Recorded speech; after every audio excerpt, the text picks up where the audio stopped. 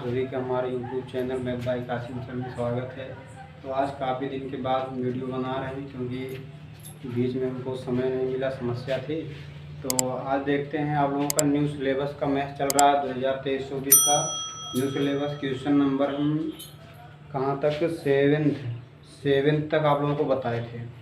यहाँ पे question number 8 आप लोग देखिएगा क्या कह रहा है कि द्विघात बहुपद x स्क्वायर प्लस के एक्स प्लस के। ध्यान देना, यहाँ पे क्वेश्चन नंबर कितना दिया है, एक्स स्क्वायर प्लस के एक्स प्लस के, और कह रहा है इसमें के डज नॉट इक्वल 0।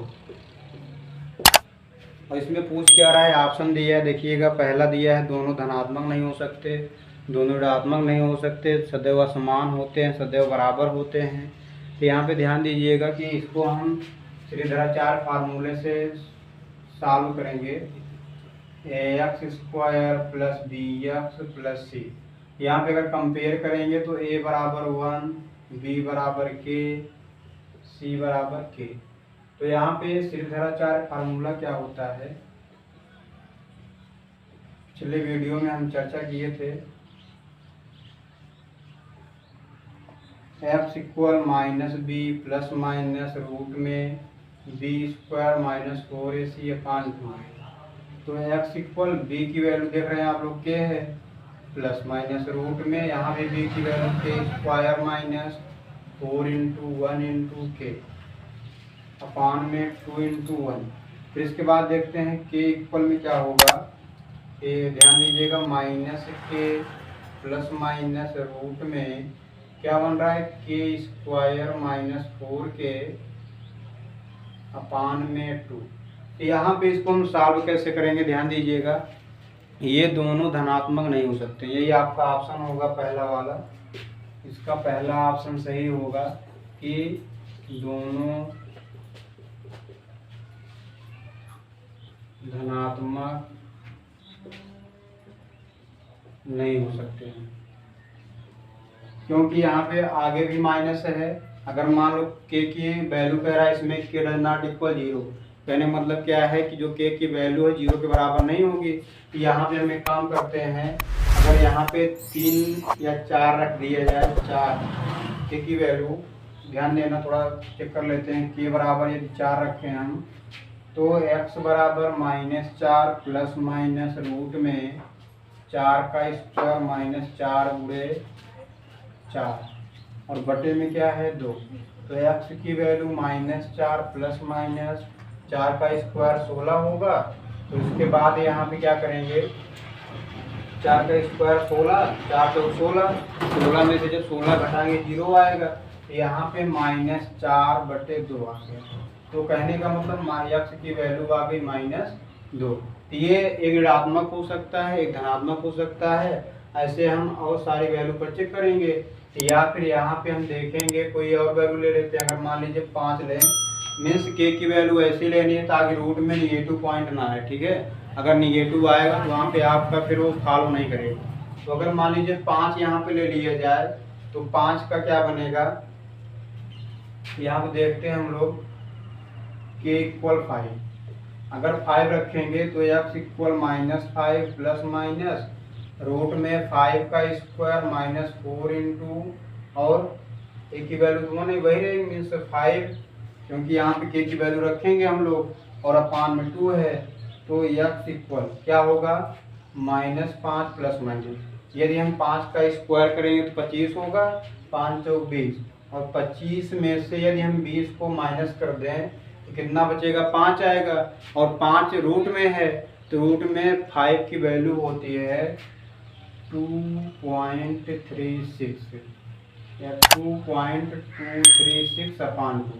यहाँ पे सॉल्व करेंगे, अलग अलग वैल्यू लेंगे, यहाँ पे हम कर दे रहे हैं, आप लोग सॉल्व कर लीजिएगा। x इक्वल -5 प्लस 2.236 अपान 2, और एक वैल्यू होगी x इक्वल -5 माइनस 2.236 अपान 2।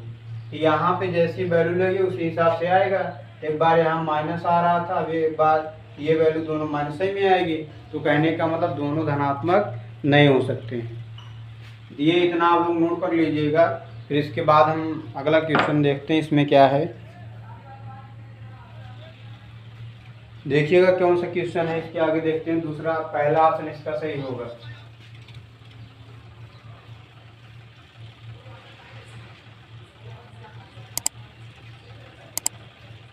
अगला यहाँ पे कह रहा है कि यदि बहुपद द्विघात बहुपद ax square plus bx plus c, ध्यान दीजिएगा यहाँ पे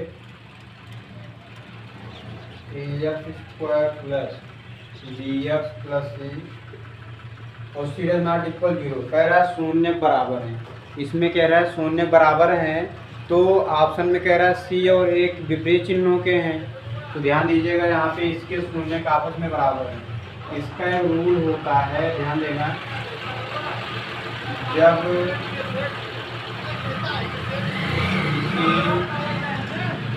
समीकरण के शून्यक बराबर होते हैं तब d इक्वल 0 होता है। ये रूल होता है कि d की वैल्यू हमको पता है b square minus 4ac equal 0। अब ये बताओ, यहाँ भी b के स्थान पे b ही लेंगे, a के स्थान पे a है, c के स्थान पे c है।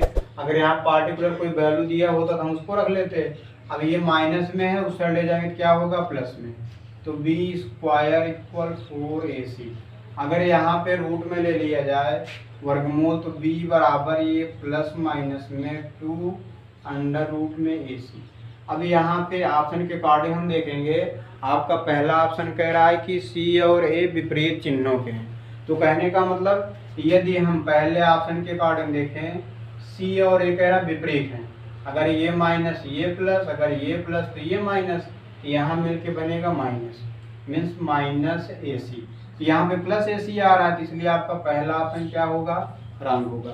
फिर दूसरे वाले चलते हैं, कह रहा है c और b विपरीत चिन्हों के हैं। कह रहा है c और b, अगर इसको माइनस ये प्लस, अगर ये प्लस तो ये माइनस। अब ध्यान देना, यहाँ पे कह रहा है विपरीत चिन्हों के हैं, सॉल्व करेंगे bc माइनस bc आएगा। यहाँ पे b और c कोई अलग अलग वैल्यू है, c रूट में है, b अलग है, ये कोई फॉलो ही नहीं करेगा इसमें, ये भी है आपका रॉन्ग। थर्ड कह रहा है c और a एक ही चिन्ह के हैं। थर्ड आपका है c और a एक ही चिन्ह, मतलब अगर एक प्लस में है दूसरा भी प्लस ही होगा। इसको अगर हम प्लस माने तो ये भी प्लस, अगर इसको माइनस माने तो ये भी माइनस, और जब दोनों का हम मल्टीप्लाई करेंगे तो प्लस में ac आएगा। तो ध्यान देना, यहाँ पे रूट में क्या आ रहा है, प्लस में ac ही आ रहा है, इसलिए आपका तीसरा वाला ऑप्शन सही हो जाएगा। फिर इसके बाद अगला देखेंगे हम लोग 10th वाला, कि यदि x square plus ax plus b के रूप के द्विघात बहुपद का एक शून्य दूसरे शून्य का क्या है, ऋणात्मक होता है। अगर नोट करना तो आप लोग नोट कर लीजिएगा। तो अगला क्वेश्चन हम देखेंगे इसमें 10th वाला। आज ये आपका डिवीजन प्रश्नावली है, इसको हम खत्म करेंगे। अगला क्या आ रहा है, ध्यान दीजिए, इक्वेशन दिया है x square plus ax plus b, ये आपके पास इक्वेशन है। अब कह रहा है कि एक द्विघात बहुपद का एक शून्य दूसरे शून्य का ऋणात्मक है। क्या कह रहा है इसमें, एक शून्य दूसरे का ऋणात्मक होता है। तो हम मान लेते हैं इसमें, ध्यान देना, कि अगर एक मान लेते हैं अल्फा, एक मान लेते हैं बीटा। यहाँ पे कह रहा है एक दूसरे के क्या होता है, ये ऋणात्मक होता है। तो यहाँ पे हम अल्फा बराबर मान लेते हैं माइनस बीटा। फिर इसके बाद देखेंगे हम लोग कि कह रहा है कि पहला ऑप्शन, इसमें कोई रैखिक पद नहीं होता और अचर पद ऋणात्मक होता है। तो ध्यान देना इसमें कि एक दूसरे ऋणात्मक होंगे। तो इसमें कहने का मतलब क्या है, ये क्या होगा, ये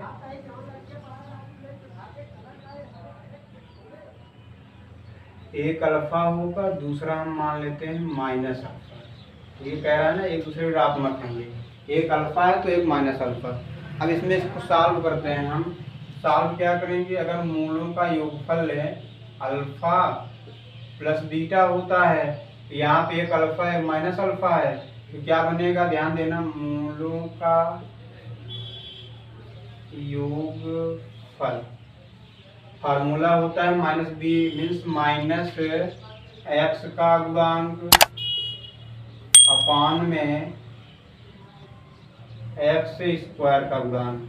अब यहाँ समझिएगा मूलों का योगफल, एक मूल अल्फा है, दूसरा माइनस अल्फा, तो अल्फा माइनस अल्फा, एक्स का गुणांक माइनस एक्स का गुणांक ए है, एक्स स्क्वायर का गुणांक 1 है। यहाँ पे वैल्यू मिलेगी हमको, अल्फा में से अल्फा जब घटाएंगे तो 0 आएगा, तो माइनस ए बराबर 0, ए की वैल्यू आ गई 0। इतनी बात क्लियर है। फिर इसके बाद अगला अगर बात करें हम मूलों का गुणनफल, क्या होता है, अचर पद अपान में एक्स स्क्वायर का गुणन।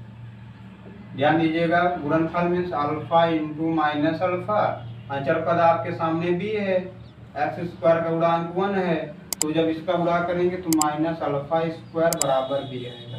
तो कहने का मतलब बी बराबर अल्फा स्क्वायर आया। अगर यहाँ पे हम वैल्यू रखें एक्स स्क्वायर, ए की वैल्यू 0 है, तो ये टर्म आपका 0 होगा, 0, और यहाँ पे माइनस अल्फा स्क्वायर। अब इसी समीकरण के अनुसार हम लोग सॉल्व करेंगे कौन सा ऑप्शन आपका सही है। पहला इसमें कह रहे इसमें कोई रैखिक पद नहीं होता, तो सही बात है, इसमें कहीं एक्स दिखाई नहीं दे रहा है। रैखिक का मतलब क्या होता है, ऐसा एक्स जिसकी पावर 1 हो। इसमें ऐसा कोई एक्स नहीं है जिसकी पावर 1 होगी, ये आपका फॉलो कर रहा है। फिर इसके बाद कह रहा है अचर पद ऋणात्मक होता है, ये भी सही है। यहाँ पे जो अचर पद दिया है ये क्या है, आपको निगेटिव दिखाई दे रहा होगा, तो आपका पहला ऑप्शन सही हो जाएगा। इतनी बात समझ में आई होगी। एक लास्ट है आपका क्वेश्चन नंबर 11 कि निम्नलिखित में से कौन एक द्विघात बहुपद का आलेख नहीं है। कहने का मतलब क्या है, द्विघात बहुपद का आलेख। यहाँ हम देखते हैं, पहला है